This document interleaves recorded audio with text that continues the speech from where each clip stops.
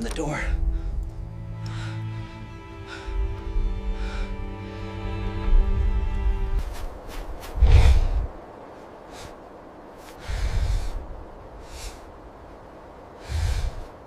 If you heard the voice of a dead relative calling you to open the door, would you dare to open it?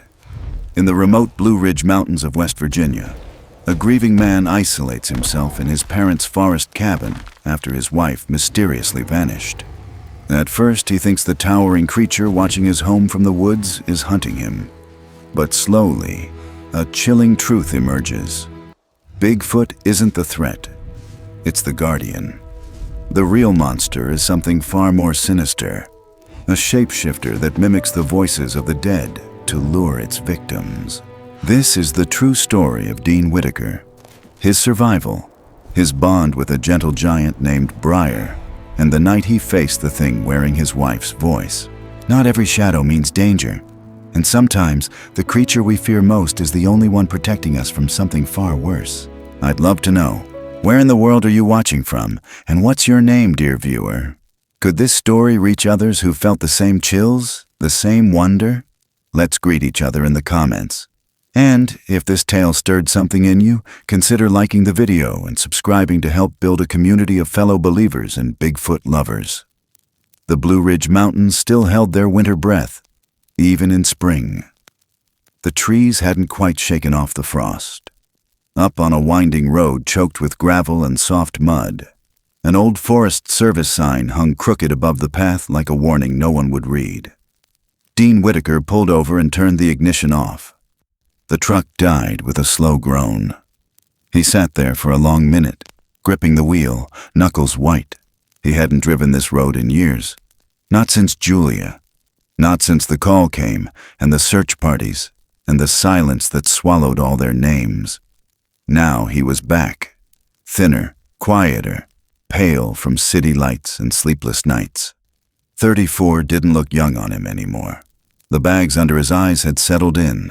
His beard came in patchy. His fingers tapped on the steering wheel like they were counting heartbeats, or regrets. The cabin still stood. It leaned slightly, like it had started to sigh and never quite stopped. The porch sagged near the steps. The paint was long gone, eaten by rain and wind.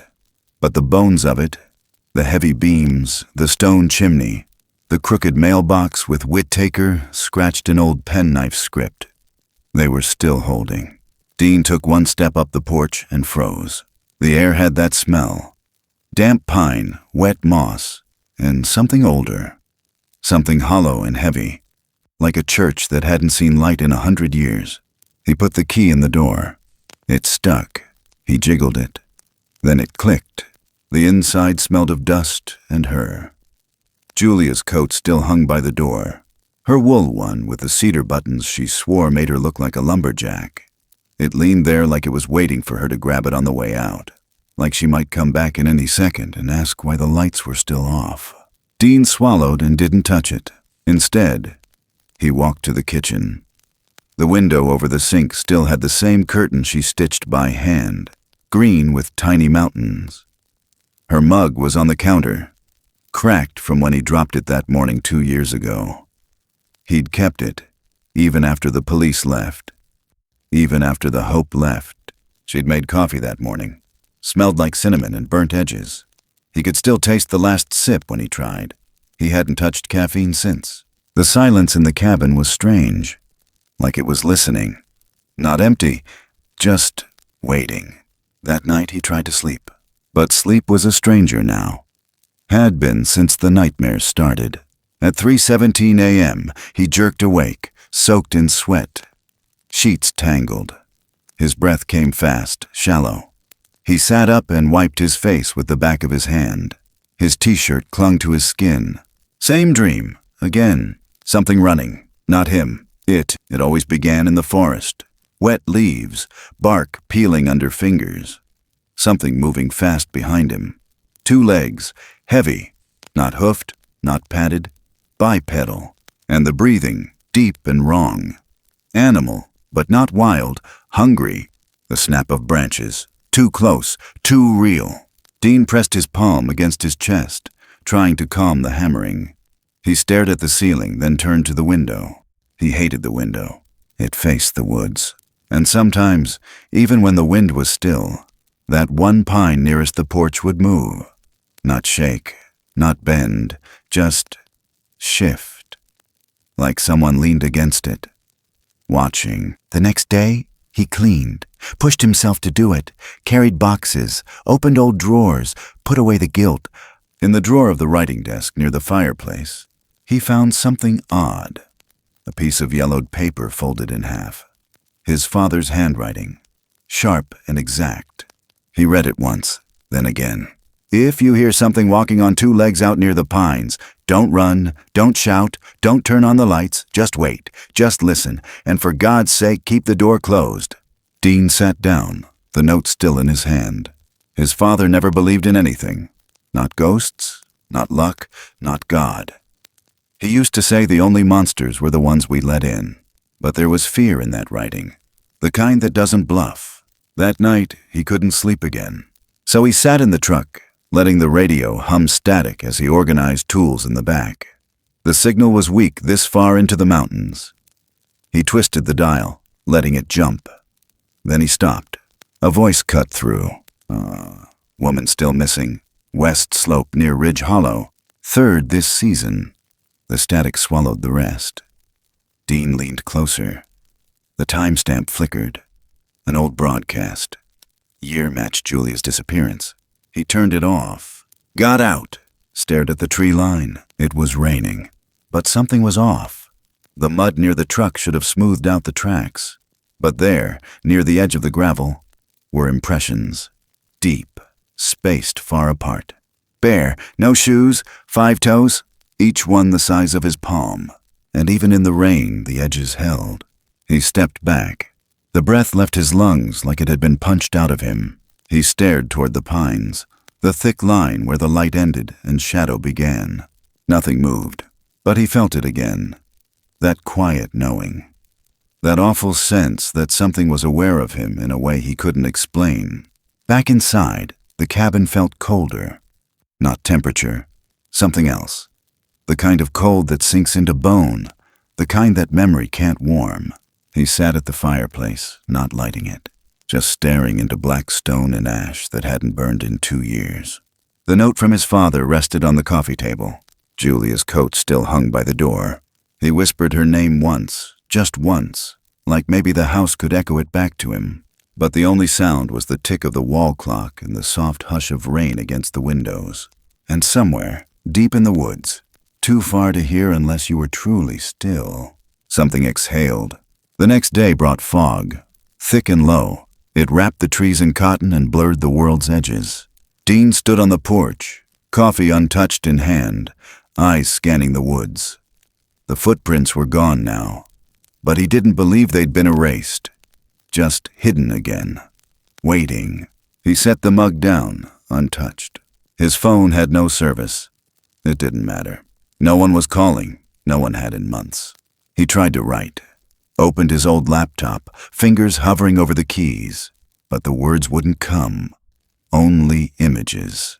That coat, that voice on the radio, that note in his father's hand, that thing in the dream he hadn't spoken out loud in days. Maybe that was why. When dusk came and the wind picked up, and something cracked in the woods like a bone snapping under pressure, he whispered, almost against his own will. Julia. Silence answered, but the kind that wasn't empty. He stood there, on the edge of the living room, lights off, every shadow longer than it should be. The silence didn't press in. It pulled. Like the trees were leaning closer. Like the dark had learned his name. Dean closed his eyes. He didn't pray, but he remembered the words in the note. If you hear it walking on 2 legs, don't run, don't shout, don't turn on the lights. Just wait, just listen. His hands trembled. Outside, another branch snapped. Closer this time. Then again. He stayed still. The breath caught in his chest. And then, nothing.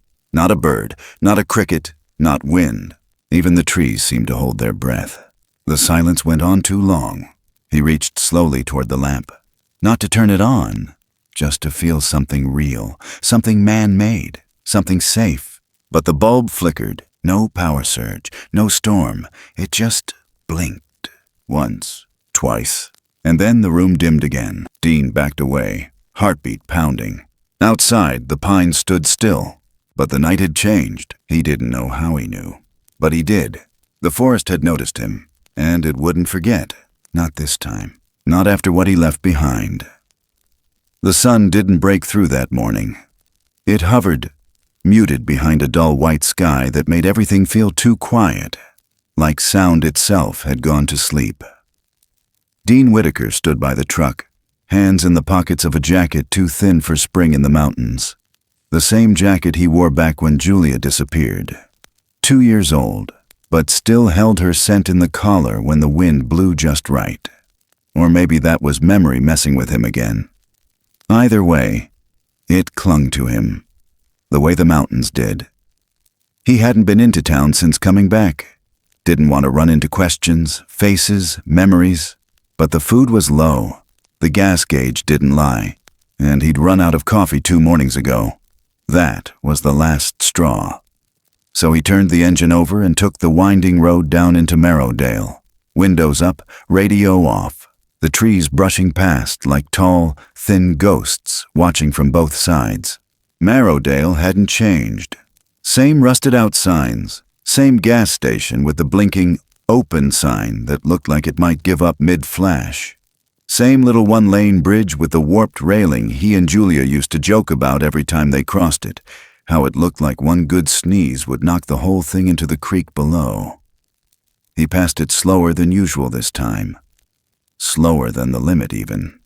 As if the town needed time to notice him again. Or to remember him. The bar sat on the corner across from the post office. Harkin's Tap, still painted in red on peeling white wood. A few pickups out front. One beat-up Bronco he recognized from high school days, still running somehow. Dean parked and killed the engine. Sat there a second. The cold in his stomach wasn't about walking into a bar. It was about being seen, being remembered. When he pushed open the door, a small bell rang above. The warmth hit first. Old radiators and fry oil. Then the smell of wood and beer. Faint cigarette smoke in the wood grain from decades ago. He paused just inside. It was like stepping into a room he'd been away from too long to recognize, but still knew the rhythm of. A man behind the bar looked up, heavy build, silver in his beard. Eyes that squinted slightly as he tried to place Dean. Then something clicked. A wide grin. "Well, I'll be damned, if it ain't Dean Whitaker." Tom Harkins. Still ran the place, apparently. Still had the voice like gravel and syrup. Dean forced a small smile, walked over. They shook hands across the bar, firm and brief. "You're a sight, son. Heard you were back up on the mountain." Dean nodded. "Just clearing the place out. Figured I'd restock while I was down." Tom grabbed a clean glass. "What'll it be?" "Just coffee if you got it." Tom raised a brow. "At a bar?" Dean shrugged. "Don't sleep much. Figured it's safer than whiskey." Tom chuckled low, nodding. "Fair enough." He poured the coffee from a thermos behind the bar, slid it across. Dean took it with both hands, warmth soaking into his fingers. They talked a little. Small things. Weather. How high the river had gotten last week. Whether trout were biting yet. Tom didn't mention Julia. That was something Dean noticed. The way people avoided it with the precision of surgeons. They danced around her name like stepping on it might trigger a mine. After a while, Dean mentioned the dreams. He didn't know why. Maybe it was the comfort of the bar or the ache in his chest that hadn't let up since he'd found that note in his father's handwriting. Or maybe he just wanted someone else to say it sounded crazy. "I keep dreaming," he said softly, "that something's chasing me. Out in the woods. Not running exactly, just walking. But it always catches up. Always right behind me." Tom leaned on the counter, eyes steady. "Woods do that. Play tricks. Make us see things we don't want to see." Dean didn't argue. He didn't believe it either. That was when she came in. He hadn't heard the door open. But suddenly there was this presence behind him, soft and sharp at once, like old lace hiding a blade. Dean turned slightly in his seat. A woman stood at the far end of the bar, small, shoulders hunched in a thick shawl, face drawn, weathered like old bark, hair long and white, braided down the back, eyes dark and impossibly still. She didn't ask permission. She just walked up beside him, slow and certain. Her voice was low but clear, like the hush before a storm. "Don't open the door when it calls your name," she said. "And don't trust the voice that sounds like someone you love." Dean froze. His coffee went cold between his hands. She kept going, like she was reciting something etched in stone. "When the pine trees lean, it's already too late. And if you hear it breathing, close your eyes. Whatever you do, don't look." He turned to face her fully. "Do I know you?" She didn't answer. Instead, she took a small paper from her pocket and placed it on the bar beside him. Then she looked straight into his eyes. Hers were clouded with age, but sharp in the way mountain air can be sharp, clean, piercing. "It still watches the pines," she whispered. Then she walked out. No goodbye, no name. Dean sat in stunned silence. Tom came back with a towel in hand. "You all right there?" Dean glanced toward the door. "Who was that?" Tom blinked. "Who?" "The woman, just now. Said those things, left this." He held up the slip of paper.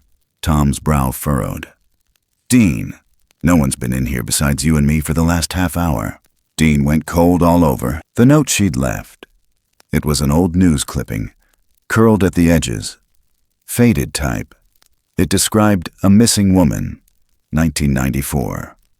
West slope of the same ridge where Julia had vanished.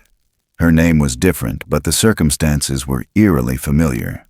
Missing without a trace. Last seen near a cabin. Scrawled in handwriting beneath the article were 4 words. "Still watching the pines." Dean shoved the paper into his jacket. Drank the rest of the cold coffee without tasting it. He left not long after. Drove slower than usual. Every tree on the side of the road looked closer now. He didn't turn on the radio. Didn't think he could stand the static tonight. About 5 miles from his cabin, as the road curved near the ridge, he saw her again, standing on the side of the road. Same shawl, same braid, same eyes. He hit the brakes, hard. But when he looked again, she was gone. Nothing but the wind and the distant rustle of branches. Dean stepped out, looked down the embankment. No sign of movement, no footprints, just the faint glint of something in the dirt beside the road. He bent down, brushed it off. A small flat stone, hand-carved, worn with time, etched into the surface, barely visible in the failing light, was a symbol, an eye within a pine cone. He didn't know what it meant, but he took it anyway. Back at the cabin, night had already swallowed the trees. The fog clung low again, pressing like cotton soaked in ice water. Dean locked the door, bolted it, pulled the curtain shut even though he never used to. The clipping sat on the table, next to the stone. He didn't turn on any lights. Instead, he sat in the dark, listening, and in the breathless hush between thoughts, he could have sworn he heard it again. The soft crunch of footsteps, measured, on 2 legs, just outside the window. The heat came late that year.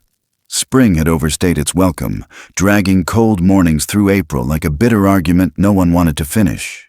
But then, like something had shifted underground, summer broke loose. The trees turned darker, heavier, the creeks ran slower, and everything in the forest began to hold its breath. It wasn't just the temperature. Dean felt it first in the way the animals stopped showing up. No birds at dawn, no squirrels scrambling across the roof. No deer prints in the soft mud out back. The woods were full, but not alive. Not like before. It started with a silence so complete, it hurt. Dean stood on the porch that night just past midnight, holding a flashlight he hadn't turned on, staring into the black line where his world ended and the forest began. The wind had dropped. No rustle, no frogs, no insects whining in the distance. just stillness, like the air had thickened into something you could choke on. He didn't move, didn't blink. It felt like even the house was holding still, like the nails in the walls were listening too. Then it came. The sound was small at first, a soft crunch, a shift of weight. He knew the rhythm of raccoons, the skitter of foxes, even the slow stomp of a black bear nosing through garbage. But this was different. This was aware. He didn't turn on the flashlight. He didn't dare. Instead, he stepped down onto the grass barefoot, every part of him telling him not to, but some other part, quieter, older, pulling him forward. The fog was coming in thin waves, sliding along the ground like smoke from a dying fire. His breath showed in the air, even though it was too warm for that. And that's when he saw it. Not all at once. It came into view the way thunder rolls in from far off. First, just a suggestion of shape, then volume, then presence. It stood maybe 15 feet from the tree line. No sound, no movement.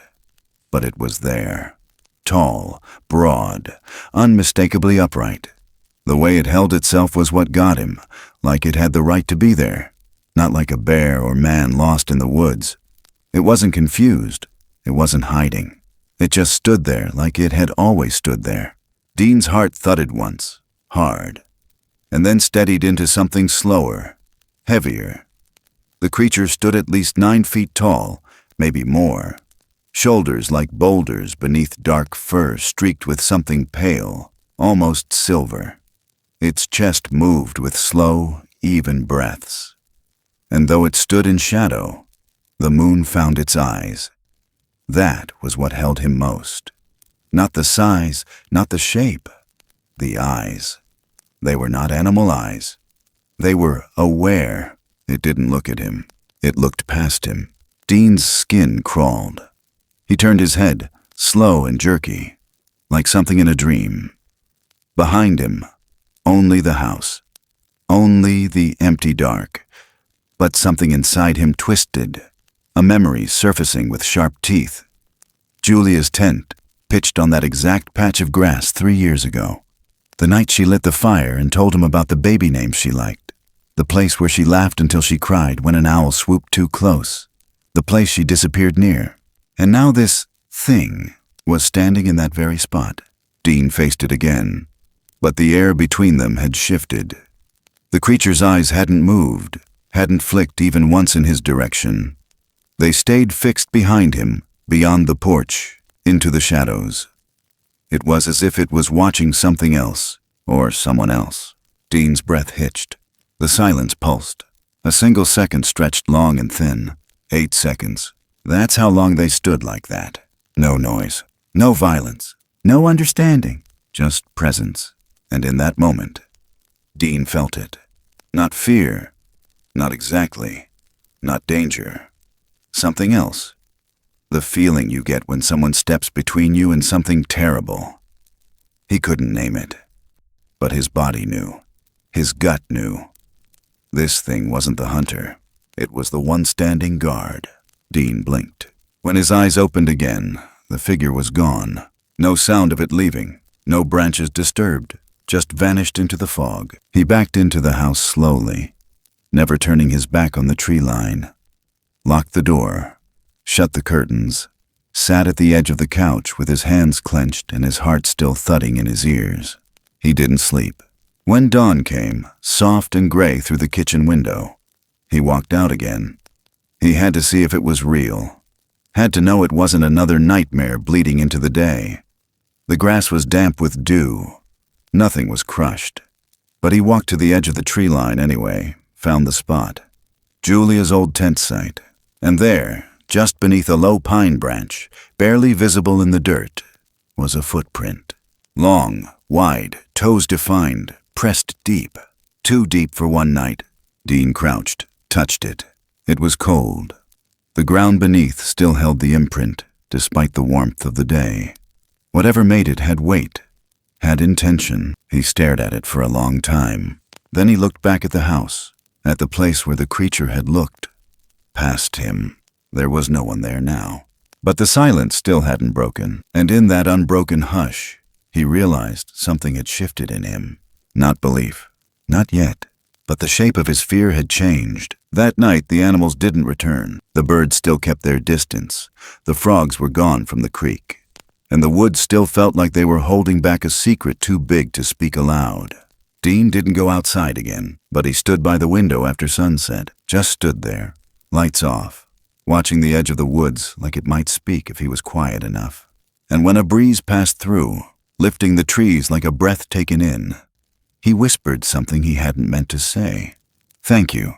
He didn't know if it heard, didn't know if it could understand. But deep in the pines, something moved again, and this time it didn't feel like a warning. It felt like a promise. The air changed around 2:30 in the morning. Not gradually, not like fog rolling in or wind moving through leaves. It was sudden. A stillness so complete, so wrong, it pressed against the windows like a held breath. Dean sat upright in bed before his mind even caught up, heart pounding in that raw, sleep-fractured rhythm. The house made no sound. No creak, no shift in the old beams, not even the hum of the fridge. Just absence, as if the cabin had been unplugged from the world. He pushed the blanket off, not because he was warm, but because the silence made the weight unbearable. The clock blinked 2:33 a.m., the kind of hour when the rules of reality feel soft, when time feels like it's listening. Dean stood barefoot on the hardwood, every step on the cold floor anchoring him just enough to stop his knees from buckling. Outside, the fog was thick again, thicker than usual. It poured through the trees in slow tendrils, pale and low like floodwater made of smoke.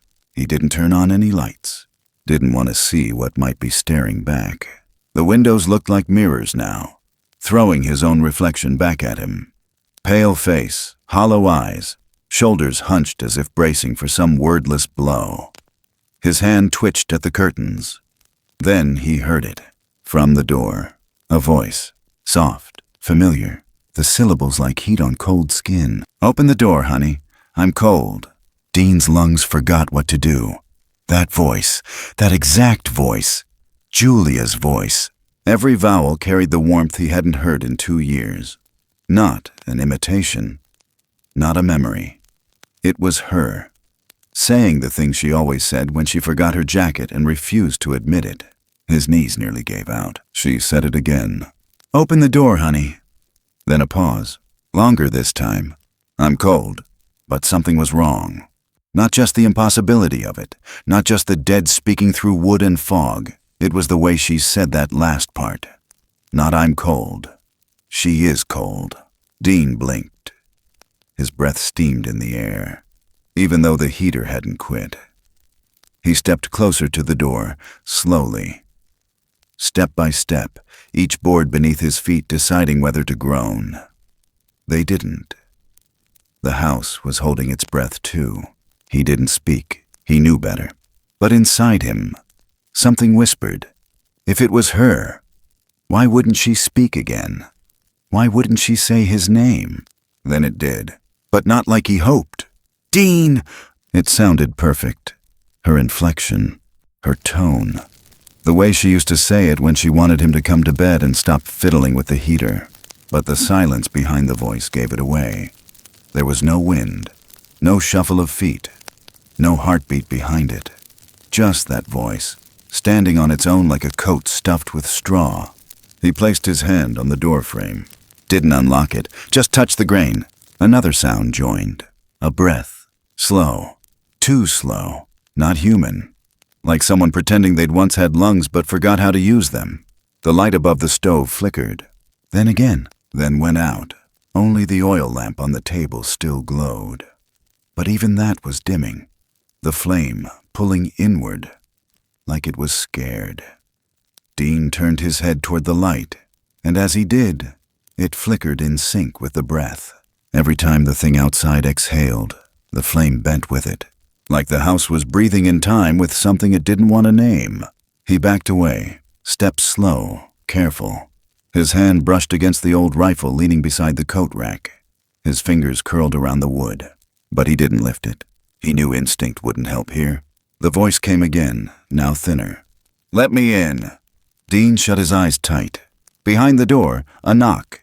No force, just a soft tap. Then again, and again. Rhythmic, like it knew how humans were supposed to knock. He pressed his back to the wall, felt his knees tremble.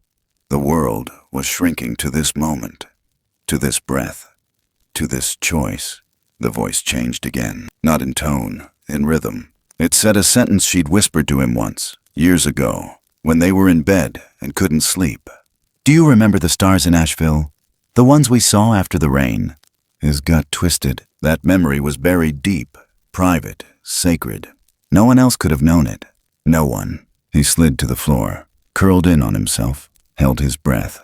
But his hand trembled, and the key was still in the lock. He could hear the metal shift with every heartbeat. Just one wrong twitch, just one flick. The breath outside grew harsher, wet, wrong. Then the smell came. Not rotting, not earthy. It was sterile, like bleach, like hospital corridors at night, like everything Julia hated. His fingers slipped from the rifle. The voice said nothing now, just stood there, breathing. The lamp dimmed to a thread. Dean reached for the base, shielding the light with his hand. Then he leaned in slowly toward the door, not to open it, to listen. He pressed his ear against the wood, and what he heard made his blood run still. A scratch, just one, like a claw dragging across paint. Then a growl, not loud, not even aggressive. It sounded curious, amused, and it wasn't Julia anymore. It was him, his voice. "Dean," it said, like a whisper in a mirror. "Come see." He pushed himself away from the door, shaking. He crawled backwards across the floor until his back hit the cold stone of the fireplace. The lamp sputtered. The flame jumped once, and then silence. Not just quiet. Absence. No breath, no voice, no air. The pressure lifted like a bag pulled off his head.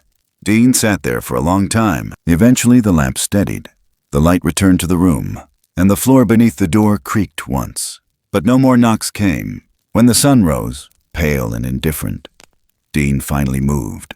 The door was closed, still locked. No scratches on the outside, no footprints on the porch, just silence again. But this time the birds did not return. And deep in the trees, something watched.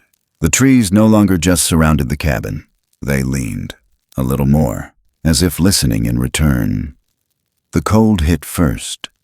Not the kind that seeped in through cracks or slipped down the back of your shirt. This was the kind that didn't belong to any season. The kind that rose from the earth itself. Dean felt it as he stood by the front door, hand on the knob, breath barely steady.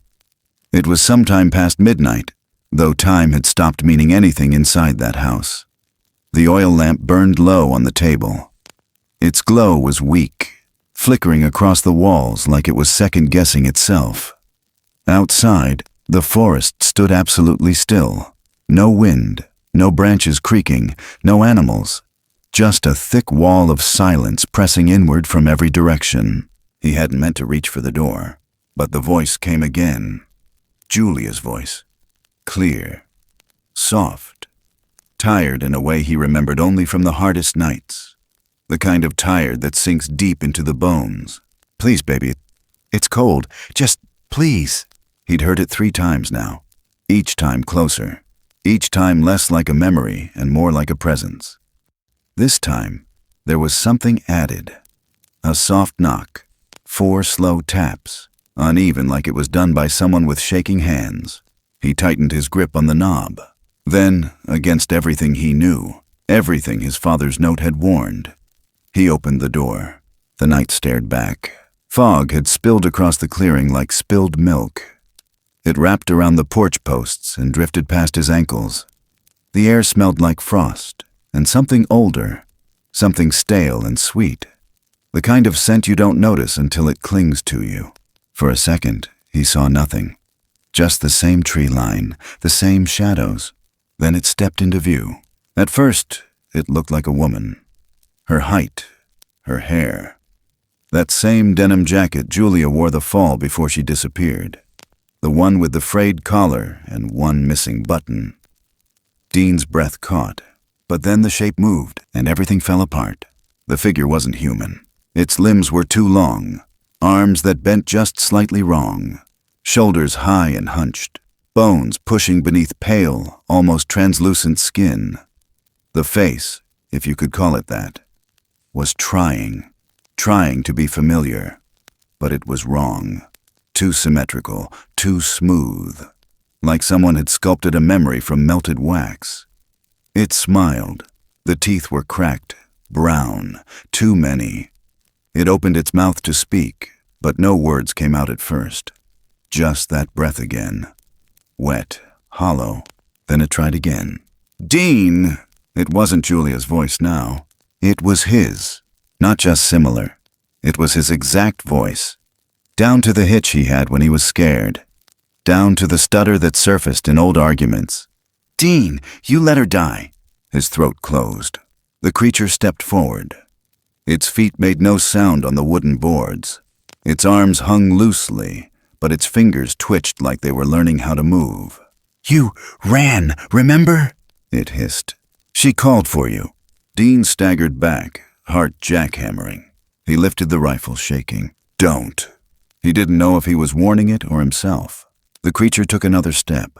The fog curled behind it like a cloak. "I can be her. I can fix it. Just let me in." It blinked. Slow. Wrong. Dean fired. The sound shattered the silence. The creature stumbled back, but not like it was hit. More like it was surprised. The shot echoed into the woods, but before he could steady his hands for a second shot, something else moved. From the side of the house, fast, a blur of dark mass and muscle slammed into the thing with enough force to knock it clean off the porch. Dean watched as both forms tumbled into the clearing.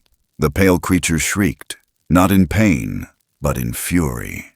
The sound was high and scraping, like metal tearing through bone. The larger form, Briar, was silent, 9 feet tall, shoulders broad as the doorframe, fur matted with rain and dirt. His back arched, low and defensive. He stood between Dean and the thing like a wall. Dean didn't move. Briar didn't glance back.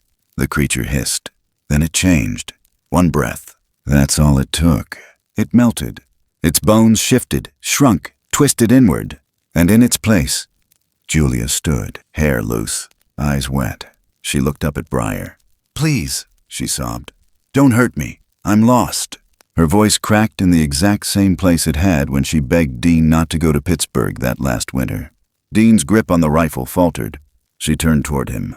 "Dean, it's me. Please, you said you'd always come." His foot stepped forward. Not by choice. Not by reason. Some ancient part of him, the ache that never healed, was pulling him toward her. Then Briar moved. He let out a sound. Not loud, not angry. A low, guttural vibration, like the ground speaking through him. And suddenly the illusion broke.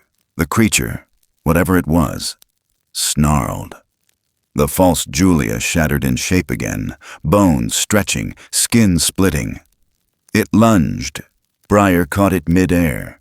Their bodies collided in a blur of claw and muscle. Dean couldn't see everything. The fog was too thick. But he saw movement. He saw shadows of arms flailing. Heard the crash of bodies against the ground. Heard bones break. Heard the thing scream again. Then nothing. Just breath. Briar stepped back into view, chest heaving. His fur was torn near the shoulder. Blood darkened one side. His arm dragged slightly, but he was upright. Behind him, the thing lay still. Its form twitched once, then faded, like smoke sucked back into the earth. Dean didn't realize he was crying. Briar looked at him, really looked, eyes the color of bark after rain. Not wild, not savage, just tired. Dean dropped the rifle. It thudded softly into the dirt. He opened his mouth, but no words came. Briar didn't wait. He turned back toward the forest, limping. The trees parted for him. Dean stood on the porch long after the fog began to lift, and even when the birds returned the next morning, their song sounded different, more careful, as if the forest was still holding its breath, waiting to see what Dean would do next. By the time the first frost clung to the grass in thin white veins, Dean had stopped checking the calendar. The seasons were shifting again, but time moved different in the woods. Slower, older. Measured not by weeks but by silence, by patterns of breath, by the way the trees leaned when no wind moved. The cabin still creaked in the early morning, still groaned like an old man trying to stand. But the fear that once filled every corner of the place had dulled. Not gone, just quieter. Something else had taken its place, something heavier. Reverence, maybe, and a kind of uneasy gratitude. After that night on the porch, after Briar had stepped out from the fog like a myth and torn the nightmare thing from the threshold, Dean started seeing the lines. Invisible ones at first, but then clearer. Not with his eyes exactly, with his body. There was a place just beyond the tree line where the air changed. Not colder, not darker, just different. Like the woods stopped breathing, like something was standing there, still as stone. Watching. He began leaving things on the flat rock near the creek, food mostly. Fruit. Jerky. Once, a folded note with nothing written inside. Just his handwriting, empty, as if silence itself had become a kind of offering. The next morning it was gone. All of it. And, in its place, laid neatly in a tight bundle of woven pine needles, was a piece of river stone wrapped in old fern. The rock had been shaped by time. Smooth, warm from the sun. It had no value, but it felt sacred. Dean didn't speak when he picked it up. Didn't say thank you out loud. He just held it and nodded. Briar never approached the house again, but Dean always knew when he was near. At dusk, he would sometimes catch a shape just beyond the bend of trees. Tall, still, upright, never moving, never making a sound. And every time Dean would leave something at the rock again, never food twice in a row. Once it was an old harmonica Julia had given him. Once it was the feather from the last barred owl he'd seen. Once it was his father's note. That one didn't come back. He never asked for it. He'd begun sleeping again, though only in short bursts. 4 hours if he was lucky. And every time, without fail, he'd wake just before dawn. Not to sound, not to cold, just presence. Like the house had stirred in its bones. Like the walls were remembering how to exhale. One morning, as the sun broke low and thin across the fog, Dean stepped out barefoot onto the porch and saw something new on the step. Not on the offering rock. On the porch itself. Closer than Briar had ever dared. It was a bundle of long grass, braided tight with dry cedar bark and tiny flecks of charcoal, twisted into a shape Dean hadn't seen in years. A symbol. One he used to carve into his notebooks when he was 10, nervous and restless. A circle, broken at the top, with a single vertical line down the center. He never knew why he drew it, just that it felt like a doorway, like something meant to stay open. Dean stared at it for a long time, and then he laughed. Not loud, not joyful, but real. Briar knew more than Dean ever guessed. Not just what lived in these woods, but what lived in Dean. He started marking the trees around the cabin with small pieces of chalk, then switched to carving faint lines with his pocket knife, like his father used to do.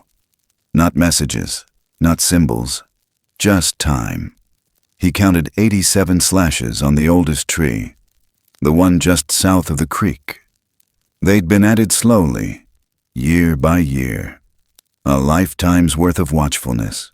Briar had been guarding these woods long before Dean was born, and probably long after. Some nights the wind shifted and Dean could hear them again. The thing from before, scraping against the edges of the forest, trying to find a way back in, but it never got closer. It never crossed the boundary. Dean didn't know if it was fear or respect. Maybe both. But he knew the difference now between something that lurked and something that protected. He'd felt it in his bones the night Briar stood between him and the voice that wore Julia's skin. Once, in late October, Dean stood just past the clearing, close to where the forest thickened like breath held too long. The light had begun to fade into that soft orange that made everything look like it was lit from within. He heard the voice again. Not a fake one, not a trap, just a voice. Real, far off. It called his name once. then stopped. No pleading, no weeping, no guilt. He waited, stared into the darkening pines, and didn't move. Then he heard another sound, a deep, heavy exhale, like something had blocked the voice. "Stopped it," guarded the line. Dean smiled, just a little. The carvings around the house grew deeper that week, not his.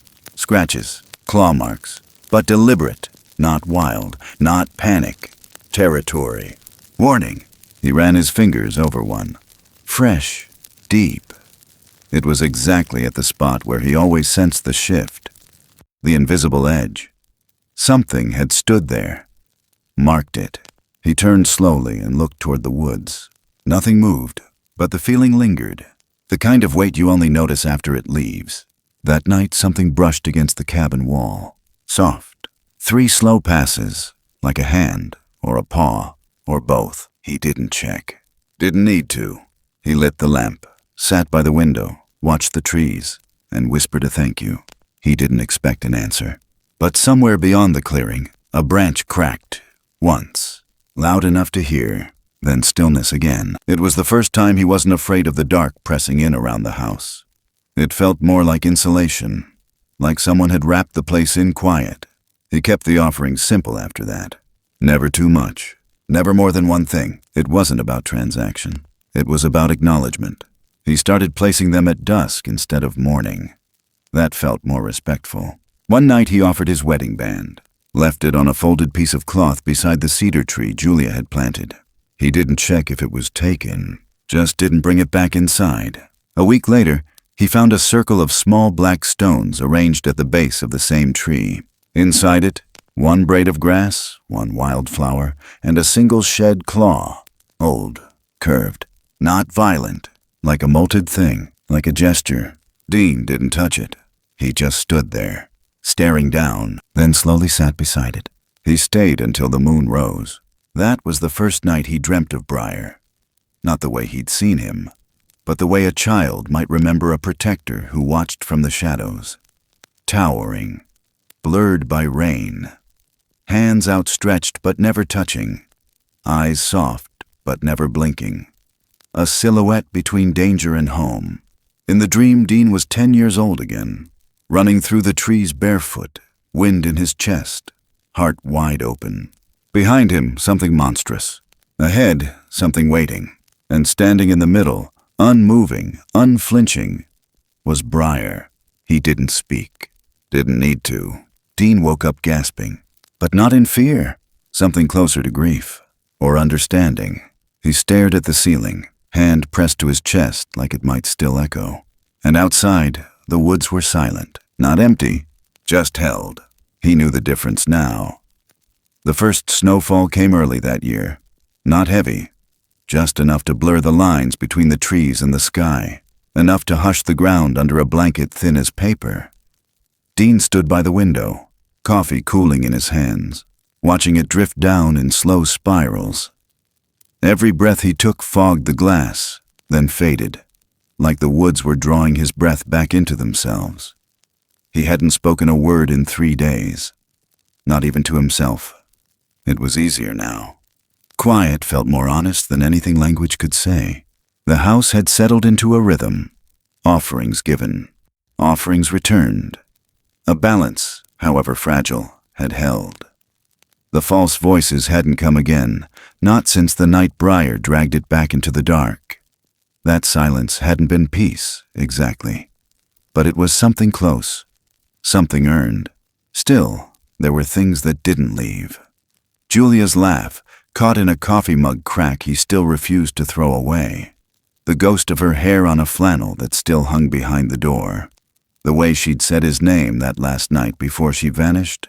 Half a smile, half a warning. Dean had begun to understand now that healing didn't come with answers. Sometimes it came with more questions, and the slow surrender to what you couldn't fix. But even that kind of understanding had its limit.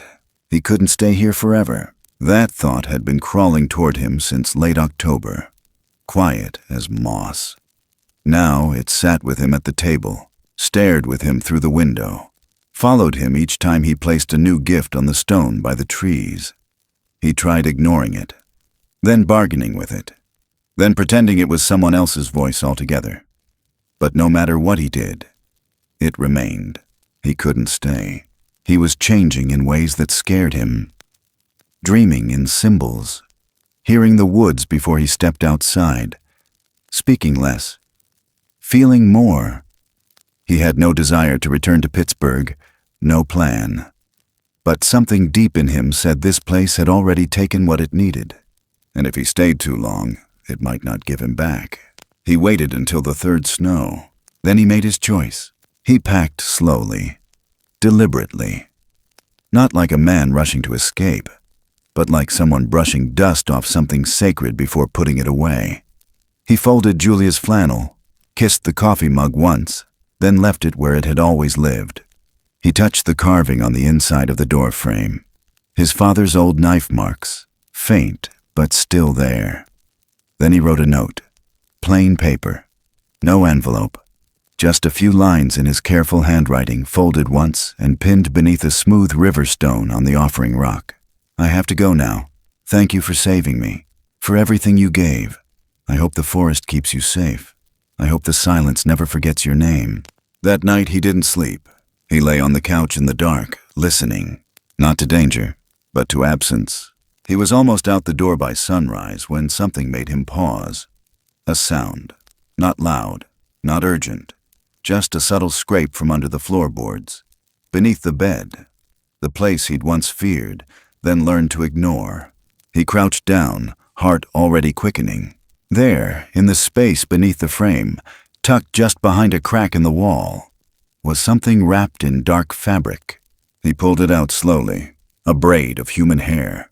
Long, light brown, soft even after all this time. His breath hitched. Beside it, woven into the same cloth, was a tight coil of braided grass. Not like the ones Briar had left before. This one was thicker, more careful, bound with strips of bark and something that looked like woven deer sinew. Dean's hands trembled as he held it. He stared at it for a long time, then lifted it to his chest like a relic. Briar hadn't just protected him from the outside. He'd been guarding from within, from underneath, from behind the moments when Dean thought he'd been alone. He stood on the porch longer than planned. The snow was falling again, light but insistent. The woods ahead were still, but not empty. Out beyond the pines, the false one stirred again. Its shape, far off this time, flickered at the tree line like a smear in glass. Watching, waiting, testing the edge of something invisible. But between it and the cabin stood a figure, massive, upright, Briar, breathing slow, shoulders squared, watching not the threat, but Dean. And beside him, something smaller, barely reaching his waist, another figure, younger, lighter fur, same posture, same weight and stillness. Dean didn't blink, didn't move, just watched them both through the blur of snowfall. The younger one tilted its head, curious, unafraid, then stepped a little closer to Briar's side. Dean's chest cracked a little under the weight of that image. Briar wasn't just a guardian, he was a father. And he had someone to protect now. Dean stepped down from the porch slowly, boots pressing fresh shapes into untouched snow. He didn't speak, didn't wave. He just laid the braid of grass and the strand of hair at the foot of the old cedar. No offering stone this time. No ritual. Just a gesture, just acknowledgement. And as he turned, he thought, no, felt, something shift behind him. Not the wind, not a branch. Just the barest weight of eyes choosing not to follow. He didn't look back, but he knew, and that knowing would follow him farther than fear ever could. By the time he reached the end of the trail, the sky had begun to open. A thin band of light cracked the edge of the clouds like something remembering how to breathe. And in that fragile space between winter and spring, between staying and going, Dean felt something inside him stay behind, not because he had to, but because it chose to. Because some stories don't end, they wait. And the forest, like all things wild and wounded, never forgets who remembered it back. By the time spring came around again, the mountains had begun to soften at the edges. Snowmelt ran in silver ribbons through the gullies, pushing pine needles and broken twigs down into the creeks and the trees. once brittle and hunched from winter, stood taller, their limbs looser, their bark breathing again. Dean hadn't seen snow in weeks, but sometimes he still woke up expecting frost on the window or the groan of the cabin roof under white weight. That part stayed with him, like the cold had worked its way inward, deeper than blood. He wasn't in the woods anymore. He was back in the city now. Not the same apartment. He couldn't walk into that one again, not with Julia's boots still by the door, her handwriting on the calendar, frozen in the year she disappeared. He lived in a smaller place. New walls, thin ones. He could hear the neighbors through them when they laughed too loud or argued over burned toast. He didn't mind. The noise made the silence easier to carry. Most nights, he couldn't sleep until near dawn. He would lie in bed, arms crossed over his chest like something ancient and half-buried, listening to a world that never fully settled. Sometimes, when the streets were quiet and the hum of traffic dipped just enough, he swore he could hear trees creaking somewhere behind the concrete. And the dreams never left. They didn't haunt him the way they used to. There was no chasing, no teeth, no breath that sounded like it had forgotten how lungs worked. But he dreamed of the pines, of fog so thick it moved like water, of the way moonlight slipped through bare branches and made the forest floor shimmer like something alive.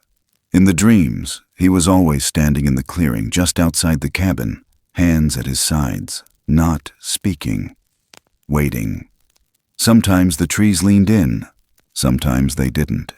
But always, he knew someone was watching. He hadn't told anyone. Not Tom, who'd sent him a letter just after the thaw, folded in on itself like it didn't want to be read. The note was short. A new couple had bought the land near the ridge. Young, from out of state. Wanted to live simple. Fix up the cabin. One night, the woman called Tom from the payphone at the diner. Said she kept hearing footsteps outside. Said they came only after midnight. Said they never ran, just walked. He didn't respond. There wasn't anything he could say that would make sense. He folded the letter and placed it inside a shoebox he kept at the back of his closet. Along with a carved river stone, a coiled braid of dried grass, and a small jagged piece of bark that looked scorched at the edge, though no fire had ever touched it. One night around 2 a.m, Dean stood at the glass door of his small balcony. The city lights smeared across the sky, orange and low, like a sunset that forgot to end. He placed a ceramic dish out by the railing, filled it with scraps from his dinner, just like he used to do in the woods. Half out of habit, half out of something else he didn't name. When he woke the next morning, the food was gone. He checked the balcony. No footprints, no crumbs, just a single smooth river stone sitting dead center in the dish. He stared at it for a long time, longer than he meant to. He didn't smile, but his chest tightened, just a little. Something caught in his throat. Not a sob, not joy, recognition. That night he left a piece of dried apple and some folded cedar bark. It disappeared too, and in its place, this time, nestled near the corner of the balcony railing, was a perfect pine cone, split at the top, hollowed in the center, just like the ones he used to see beneath the offering rock. He started leaving more. Nothing obvious, nothing big, just small, quiet things. A page from his old notebook, a smooth button he found at the bottom of a drawer, the end of a pencil, and sometimes, only when the wind got still enough to make the silence feel familiar again, he left nothing but himself and stood there, waiting. He never saw anything, but sometimes, just past midnight, the light by the alley would flicker, even when the wind was dead and the power was steady.